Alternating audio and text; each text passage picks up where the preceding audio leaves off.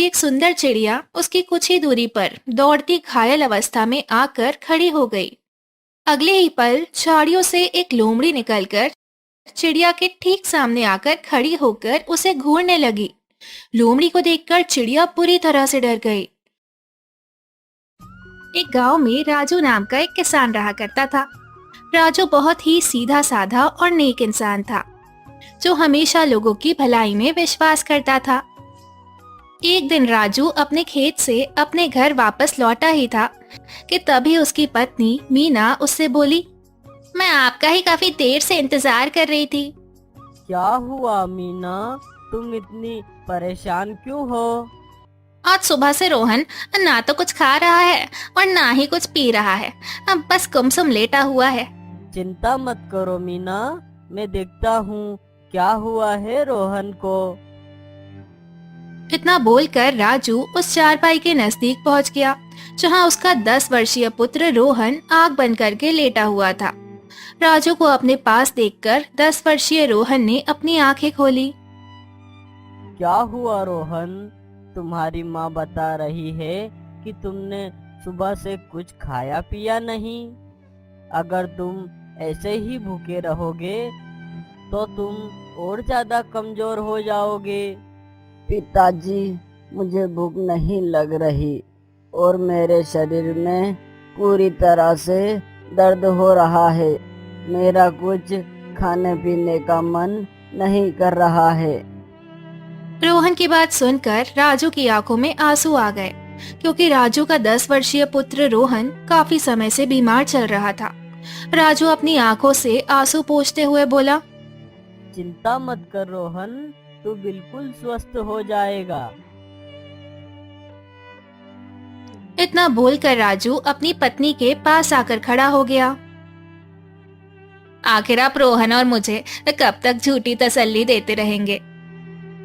आखिर मेरे बेटे को ऐसी कौन सी बीमारी लग गई है जो वो ठीक होने का नाम ही नहीं ले रही है? तुम चिंता मत करो मीना, रोहन की वजह से मैं खेत में कड़ी मेहनत कर रहा हूँ। मेरी फसल गांव से सबसे अच्छी उगी है। कल फसल की कटाई है। कल मैं फसल को राज्य में अच्छे दामों में बेचकर आऊंगा और उसके बाद हम अपने पुत्र रोहन का किसी अच्छे वैद्य के पास इलाज कराएंगे। हमारा बेटा ठीक तो हो जाएगा ना जी? मेरा जी तो बहुत घबरा रहा है, पता नहीं क्या होगा आगे।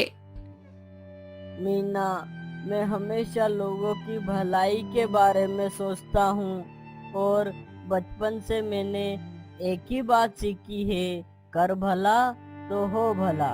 मैंने किसी का बुरा नहीं किया, तो विश्वास करो मेरे साथ भी बुरा नहीं होगा। इतना बोलकर राजू अपने घर से बाहर चला गया।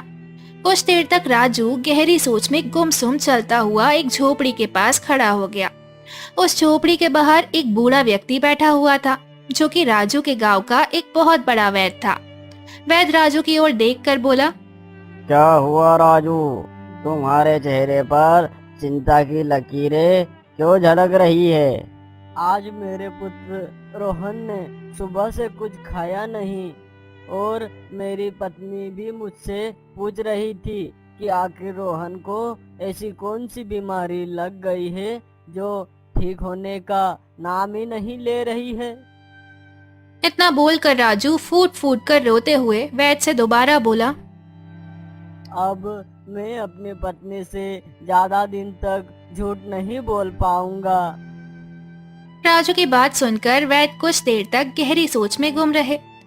कुछ देर बाद वो राजू के चेहरे को बहुत ही गौर से देखते हुए बोले, देखो राजू, मैंने तुमसे पहले ही कहा था कि तुम्हारे पुत्र को एक विचित्र बीमारी है और इसका इलाज संभव नहीं है।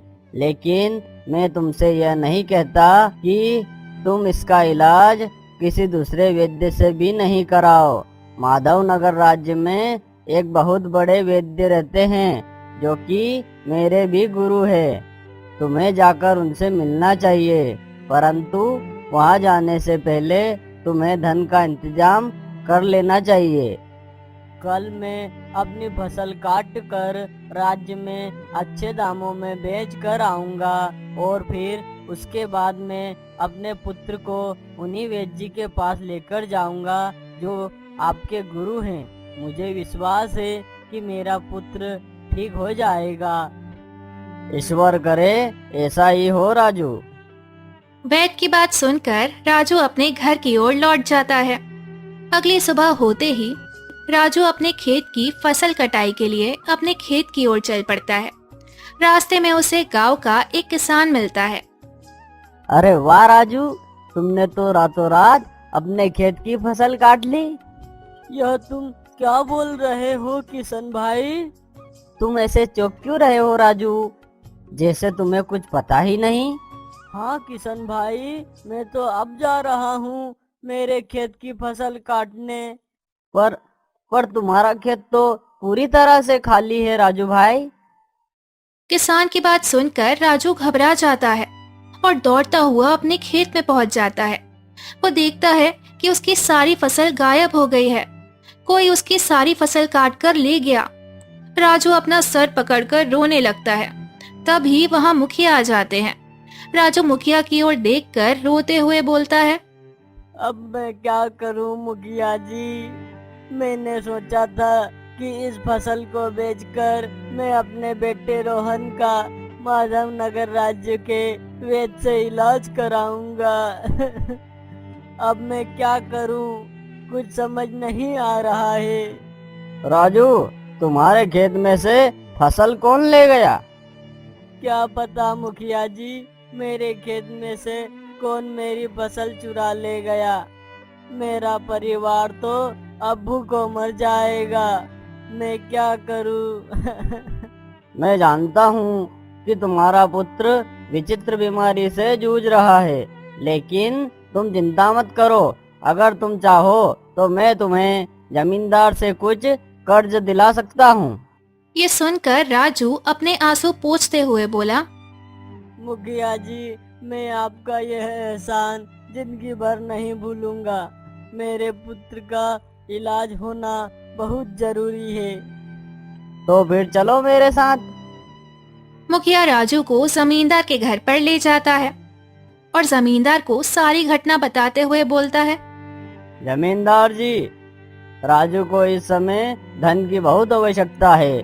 उसकी फसल को कोई उसके खेत से चुरा ले गया है और उसके घर में खाने को खाना नहीं है। ऊपर से उसका पुत्र एक विचित्र बीमारी से जूझ रहा है। इस बेचारे के ऊपर तो एक साथ आफतों का पहाड़ टूट पड़ा है। ठीक है, मैं इसे धन देने के लिए तैयार हूँ, लेकिन कुछ महीनों बाद मेरी पुत्री मोहिनी का विवाह होने वाला है। इसे सारी रकम ब्याज सहित वापस लौटानी होगी। मैं तैयार हूँ जमींदार जी। आप मुझे कर्ज के रूप में जितना भी धन देंगे, मैं उससे दोबारा खेती करने के लिए बीज खरीदूंगा और अपने पुत्र का इलाज कराऊंगा। जमींदार ने कुछ स्वर्ण मुद्राओं की थैली राजू को पकड़ा दी। राजू वो स्वर्ण मुद्राओं की थैली को लेकर अपने घर पर चला गया और घटना अपनी पत्नी मीना को बताते हुए बोला, जमींदार तो बहुत ही अच्छे आदमी निकले मीना। अगर जमींदार जी मुझे कर्ज नहीं देते तो ना जाने क्या होता। मैं तो हिम्मत ही हार गया था। आप सही कहते हैं।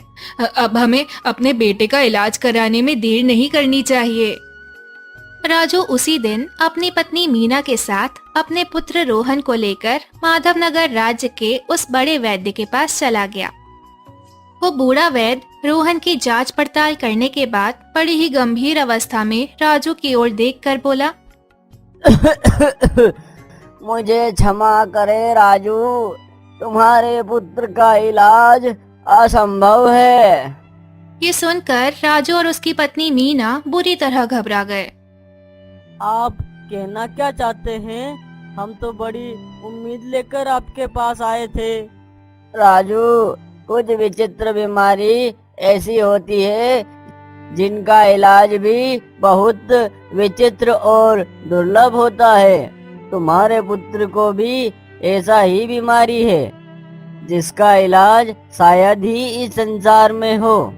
तुम अपने पुत्र को यहाँ से ले जा सकते हो। राजू और मीना फूट फूट कर रोने लगे। वो दोनों उदास मन से अपने पुत्र रोहन को लेकर दोबारा अपने गांव वापस आ गए। अपने घर पर आकर मीना रोते हुए राजू से बोली,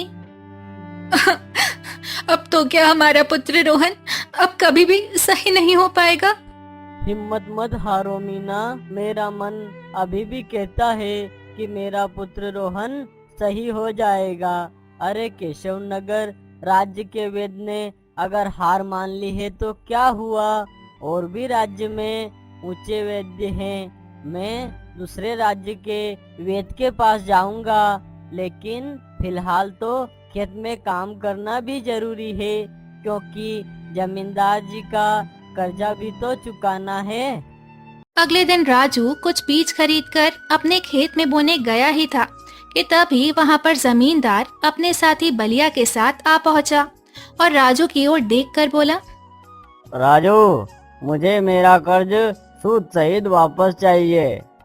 जमींदार की बात सुनकर राजू बुरी तरह से चौंक पड़ा। ये आप क्या कह रहे हैं जमींदार जी? अभी परसों ही तो मैंने आपसे कर्ज लिया था। इतनी जल्दी मैं आपका कर्ज सूद सहित कैसे वापस कर पाऊंगा? राजू की बात सुनकर जमींदार के बगल में खड़ा हुआ बलिया जोर जोर से हंसता हुआ राजू से बोला, तुम मूर्ख हो। तुमने यह भी सोचने की कोशिश नहीं की कि तुम्हारे खेत में से फसल कौन ले गया। मैं तुम्हारी बात का मतलब नहीं समझा। इसकी बात का मतलब मैं तुम्हें समझाता हूँ। राजू, दरअसल मेरी नजर तुम्हारे खेत पर काफी समय से थी। हाँ, मैंने ही तुम्हारी फसल चुराई थी। मैं जानता था कि तुम्हारा पुत्र विचित्र बीमारी से जूझ रहा है और उसे इलाज की बहुत ज्यादा आवश्यकता है। तुम इस गांव में घूम फिर कर कर्ज लेने मेरे ही पास आओगे, और मेरी किस्मत तो देखो, मुखिया जी स्वयं तुम्हें लेकर मेरे पास आए। जमींदार की बात सुनकर राजू बुरी तरह से चौंक पड़ा। यह तो गलत है जमींदार जी। मुसीबत का फायदा उठाकर कभी भी कोई इंसान सुख से नहीं जी पाया है। यह बातें सिर्फ सुनने में अच्छी लगती है राजू। इससे पहले मैं तुम्हें तुम्हारे खेत से धक्के मारकर बाहर निकाल दूं। यहाँ से निकल जाओ। आज से यह खेत मेरा है, क्योंकि मैं जानता हूँ कि तुम मेरी रकम सूद सहित 7 जन्मों तक नहीं चुका सकते। राजू समझ गया कि जमींदार की उसके खेत पर पूरी तरह से नीयत खराब हो चुकी है। राजू निराश होकर आंखों में आंसू लिए हुए अपने घर की ओर चल पड़ा। राजू आधा रास्ता पहुंचकर एक वृक्ष के नीचे बैठकर फूट फूट कर रोने लगा। राजू को नहीं पता था कि जिस वृक्ष के नीचे वो रो रहा था, उस वृक्ष के पीछे एक साधु बैठे हुए थे। राजू के रोने की आवाज सुनकर अचानक वो चौंक पड़े। वो साधु राजू के पास आकर बोले, क्या हुआ पुत्र, तुम रो क्यों रहे हो? राजू रोते हुए सारी घटना साधु को बताते हुए बोला, मेरा पुत्र मौत की कगार पर खड़ा हुआ है और मेरा खेत भी जमींदार ने मुझसे छीन लिया है। तुम्हारे साथ वास्तव में बहुत बुरा हुआ है। अगर तुम्हारे साथ इतना बुरा नहीं हुआ होता तो मैं तुम्हें एक रहस्य कभी नहीं बताता। कौन सा रहस्य साधु महाराज? एक ऐसा रहस्य जिससे तुम्हारा पुत्र एक विचित्र बीमारी से सही हो सकता है, और तुम इतने धनवान हो सकते हो जिसकी तुमने कल्पना भी नहीं की होगी। साधु की बात सुनकर राजू चौंकते हुए बोला, साधु महाराज, मैं केवल यही चाहता हूँ कि मेरा पुत्र स्वस्थ हो जाए। धन का क्या है, धन तो आता जाता है, धन तो मैं कभी भी मेहनत करके भी कमा सकता हूँ। मुझे तुम्हारी यह बात बहुत अच्छी लगी। अब मेरी बात ध्यान से सुनो। यहाँ से कुछ दूर एक घना और विचित्र जंगल पड़ता है। कहते हैं उस विचित्र जंगल में एक बहुत ही सुंदर झील बहती है। उस झील के किनारे एक दुर्लभ और जादुई कमल का फूल उगता है। वो फूल केवल वही व्यक्ति प्राप्त कर सकता है जिसका मन लोभ और ईर्ष्या से दूर हो और जिसके मन में दूसरों के प्रति प्रेम और दया की भावना हो। जैसे ही तुम उस फूल को अपने पुत्र के शरीर से स्पर्श कराओगे, तुम्हारा पुत्र सही हो जाएगा। और अगर तुम एक बार उस विचित्र जादुई फूल से जितना भी धन मांगोगे, तुम्हारे पास उतना ही धन आ जाएगा। उसके बाद वह फूल गायब हो जाएगा, परंतु उस फूल तक पहुंचना बहुत ही असंभव काम है। साधु की बात सुनकर राजू बड़े ही आत्मविश्वास से भरे हुए लहजे में बोला, अपने पुत्र की जान बचाने के लिए मैं बड़े से बड़ा खतरा उठाने के लिए तैयार हूँ साधु महाराज। तो फिर देर मत करो, यहाँ से दाई और दिशा में मुड़ जाओ। राजू तुरंत दाई और दिशा की ओर चल दिया। राजू सुबह से लेकर शाम तक पैदल चलता रहा। रात तक राजू बुरी तरह से थक चुका था। राजू के पैर जवाब दे चुके थे। थक हार कर राजू एक घने वृक्ष के नीचे कुछ देर आराम करने के लिए बैठ गया। राजू आराम करने बैठा ही था कि राजू ने देखा कि एक सुंदर चिड़िया उसकी कुछ ही दूरी पर दौड़ती घायल अवस्था में आकर खड़ी हो गई। अगले ही पल झाड़ियों से एक लोमड़ी निकलकर चिड़िया के ठीक सामने आकर खड़ी होकर उसे घूरने लगी। लोमड़ी को देखकर चिड़िया पूरी तरह से डर गई। राजू इस दृश्य को बड़े ही गौर से देख रहा था। चिड़िया वहां से भागने ही वाली थी कि तभी लोमड़ी मनुष्य की आवाज में चिड़िया से बोली, तुम मुझसे ज्यादा तेज नहीं भाग सकती चिड़िया।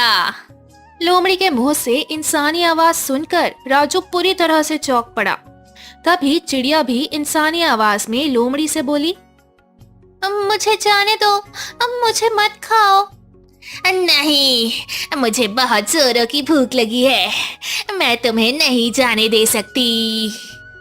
तभी चिड़िया दया भरी नजरों से राजू की ओर देखते हुए बोली, तुम तो मनुष्य हो, तुम मेरी जान बचा सकते हो ना। जाने क्यों चिड़िया के ऐसे बोलने पर राजू को चिड़िया के ऊपर बहुत तरस आ गया।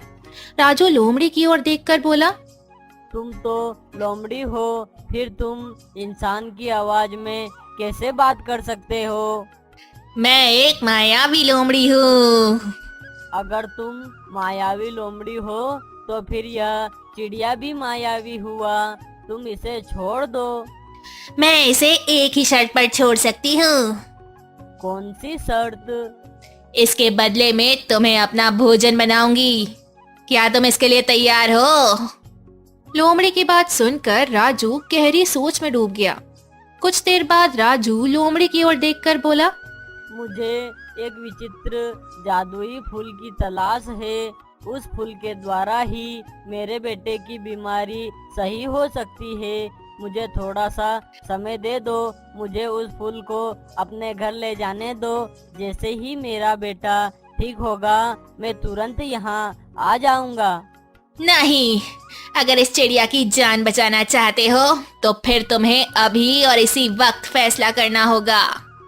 राजू ने देखा कि चिड़िया की आंखों में आंसू थे। चिड़िया बड़ी मासूमियत भरे अंदाज में राजू से बोली, मेरी माँ मेरा इंतजार कर रही है।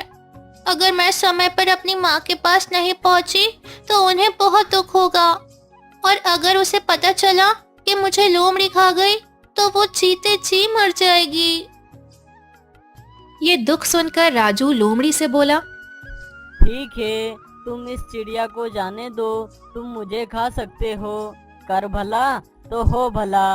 अगर मैं इसका भला करना चाह रहा हूँ तो मुझे विश्वास है कि मेरा भी भला होगा। राजू ने इतना कहा ही था कि तभी चिड़िया रंग बिरंगी किरणों के साथ वहां से गायब हो गई और लोमड़ी रंग बिरंगी किरणों के साथ एक सुंदर लड़की में परिवर्तित हो गई। ये देखकर राजू आश्चर्य में पड़ गया।